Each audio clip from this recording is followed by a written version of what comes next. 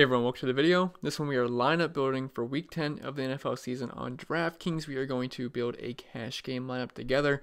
Now this is not the guaranteed exact lineup I'm going to end up using tomorrow, but this is just a walk through my process of how I'd build a cash game lineup and just some of my favorite cash game plays of the week, and then we're going to build a lineup together that fits in the salary cap. So guys, before we continue, if you could leave a like, and if you're new to the channel, please hit that subscribe button. It really helps me out, really appreciate it. You can also follow me on Twitter at ChrisPinell16. And the spreadsheets I build every single week for the NFL season, projected ownership, cash game rankings, cheat sheets, my Slack chat, all the stats you need, everything's color-coded, projections, value, all that good stuff.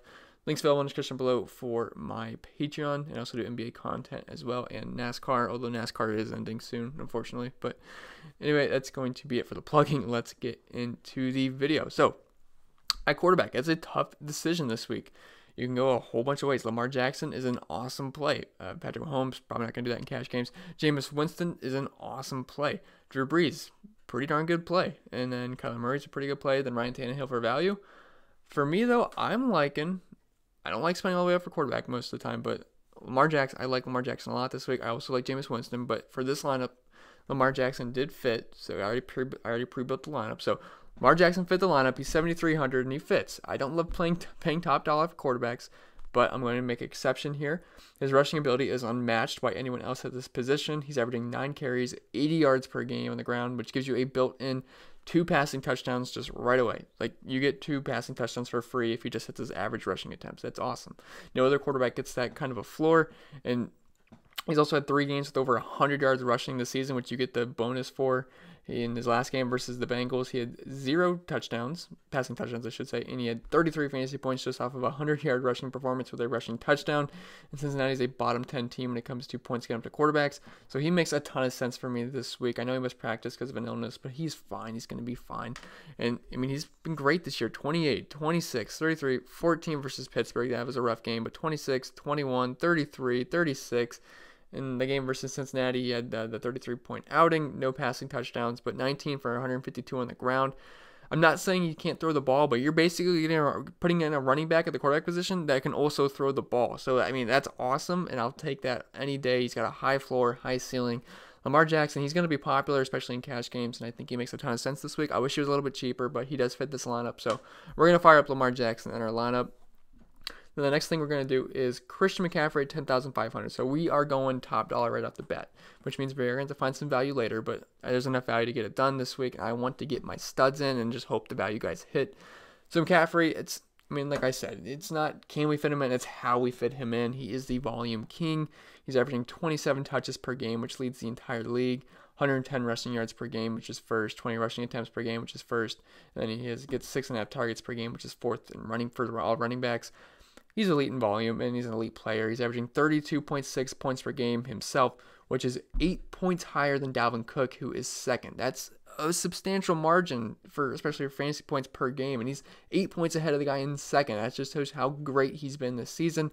And Green Bay is giving up 29.6 points per game to running backs, which is 5th most, so this is a great matchup for him. Green Bay's 26th DVA versus the run. If you don't play him in cash, you're probably going to be dead because he's probably going to get you over 30 fantasy points with upside of 50 fantasy points like we saw versus Jacksonville. And if you don't have him, you are done, especially if he goes off. And if for some reason he flops, which I can't imagine him flopping, then you're going to get a big edge on the field, but reserve that for GPPs. Still, I'd play him in GPPs, but cash games, just make sure you get Christian McCaffrey. And if he gets 0 or if he gets 100, it probably won't make much of a difference because of how high owned he's going to be. So we're going to plug in Christian McCaffrey. And then for the RB2 spot, so I liked Marlon Mack earlier in the week, but when I was just looking at ownership, my projections, and all that stuff, I feel like I need to get one of these high-end wide receivers in, and I don't want to just go completely mid-range and cheap. So I'm going to spend down a little bit as my RB2. I'm going to spend all the way up from RB1, McCaffrey, and then I'm going to spend down a little bit from my RB2 in flex spot. So I'm liking, you guys already know, I like David Montgomery quite a bit this week. He comes in at 5,300 going up against Detroit. And it's just a price and matchup play, and he's also a home favorite running back. I think they're 2.5, 3-point favorites here, so I always like that out of my running backs. And Matt Nagy said he needs to run the ball more, and he's not an idiot, and he's done just that. He's logged 27 and 14 carries the past 2 weeks and 9 targets, so he's getting pretty good volume there. And he's also scored 3 touchdowns in that time range. Yeah, I think that's the right word. I don't know. You get it, though. Now he gets an elite matchup versus Detroit. They're giving up 30 time frame is what I should. Yeah, time frame, not time range. So Detroit, it's a great matchup. They're giving up 33.6 points per game to running backs, which is most in the entire league. And they're 18th DVOA versus the run. His price hasn't come up nearly enough, I don't think. I mean, he was 4,400 versus the Chargers. Good matchup. Got 27 fantasy points. Went up to 5,200 versus Philly, which is a very tough matchup. Only had 40 yards on the ground, 36 yards through the air, though, which is nice, 4 targets. But he got 2 goal line touchdowns. Oh, he got 22 fantasy points. And then versus Detroit, the worst team in the league versus running back so far this season. He got... Sorry, I was reading a Slack chat message that went on my laptop. He had 22 fantasy points, which is great. And his salary only went up 100 more versus Detroit. And I think he's going to be fine. He's going to be probably the most popular running back right behind Christian McCaffrey on the slate. Ownership projections have him being extremely high owned, but it's just because he's so cheap. The guy's got some talent. He's not the most talented running back in the league, but coming in his rookie year, everyone was hyped on the guy. Kind of died down. Now I think it's coming back up again. They're finally starting to use him. He's been involved in the passing game. Like I said, 9 targets the past 2 weeks. David Montgomery, he makes a lot of sense for me. I think he can get you over 20 fantasy points at 5,300, and he's going to be pretty popular. So let's plug him in for cash games. So earlier in the week, I did my first look lineup video, and I had pretty much all mid-range and cheap wide receiving options. But I think Michael Thomas is going to have a ton of ownership. I think he's going to smash, and if I don't play him and he goes off, I feel like I'm going to be dead in cash games. So I'm going to find a way to do it. So that's exactly what I'm doing right here. I love Chris Godwin. I think he's a fine other option if you want to spend all the way up. But I want Michael Thomas. I mean, he should smash in this matchup going up against the Atlanta Falcons. He's just the clear number 1 wide receiver on this slate. Elite matchup versus Atlanta. He's also got elite consistency, too. The guy has yet to have a bad game this season. His fewest points scored being 16 versus Seattle. So let's just look at his game log. 30 versus Arizona, 25 versus Chicago. And most of these games were with Teddy Bridgewater at quarterback. So now we get Drew Brees, and like you saw last week versus Arizona, 30 fantasy points. Then Jacksonville, tougher matchup. Not the most tough matchup in the world, because no Jalen Ramsey, but still, tougher matchup. 16 fantasy points. 44 versus Tampa Bay, 18 Dallas, 16 Seattle, 18 versus the Rams, and 25 versus Houston. You're not upset with any of these games. Maybe you're a little upset with 16 fantasy points, but more than likely he's going to get you over 20 fantasy points, and he's got 44 point upside. I can see it happening again in this matchup, and he is a target monster. He's got a 30% target share, which is tied for second in the NFL. 69% weighted opportunity share, nice, and that's third in the NFL. 109 yards per game, which is first. Nearly 9.5 receptions per game, which is first. Over 11 targets per game, which is first. The guy's going to get the ball. And like I said, I always want volume. That's why I like Christian McCaffrey. That's why I like David Montgomery, because he's been getting volume. And Michael Thomas, he's going to get volume. And Michael Thomas is an elite receiver. He's arguably top, he's not arguably, he is top 5 receiver in the NFL. And, Atlanta is 31st DVOA versus the pass. They're getting up 42.9 points per game to wide receivers, which is 4th most in the league. They could easily be the highest scoring player on the slate. So if I can get McCaffrey, Lamar Jackson, and Michael Thomas in my lineups in a single lineup, I feel pretty darn good, because all those guys can score over 30 fantasy points pretty easy. So as long as my mid-range and value guys hit, I'm feeling pretty good. And I do like the mid-range and value guys that I have in my lineup right now. So Michael Thomas, we're going to fit him in, and I think a lot of people are going to do it anyway. So if you get the McCaffrey, Michael Thomas combo, yeah, I'm feeling pretty good, because those guys got some really high ceilings, safe floors, so makes a ton of sense for me. The next guy I like is Christian Kirk at 5,200. Another guy I think he's going to be very popular. Pretty much every guy in this lineup is going to be high owned, maybe with the exception of like 1 or 2, but Christian Kirk, he makes a ton of sense for me. He stood out to me earlier in the week as one of the best plays, and it stands true as of right now on Saturday morning. He leads the team in target share, weighted opportunity share, market share of the team's air yards, and Tampa is 26th DVOA versus the pass. It's very easy to pass on these guys. It's a pass funnel defense. They are very good versus the run. First DVOA versus the run, so they should be looking to pass on these guys. And, they're giving up 48 points per game to wide receivers, which is the most in the NFL. I showed you guys that big game Michael Thomas had versus them. Not saying he's Michael Thomas, even close, but it's still. Wide receivers have big games versus these guys. He's got the 4th best wide receiver versus cornerback matchup of the week on PFF. Should be a fast-paced, pass-heavy attack. I expect him to be one of the most popular plays on the slate. That was a hard trio of words to say there. So Christian Kirk, he's going to be popular. He makes a ton of sense. He's only 5,200. I expect Arizona to be trailing in this game, so he makes a lot of sense for me. So we're going to plug in Christian Kirk. Should be pretty popular. Now we're going to skip this third wide receiver option. We'll come back to it later. And as you can see, we only have 3,300 left, but we also have a defense remaining, so I know we don't have much salary remaining, but we already got all of our studs in, so now we're looking at mid-range guys and value guys. So at tight end, I am looking to spend down. I've said that all week. I'm looking to spend down at tight end this week, and it really comes down to between Mike Gesicki, Jack Doyle, Red Allison's even interesting with Evan Ingram out.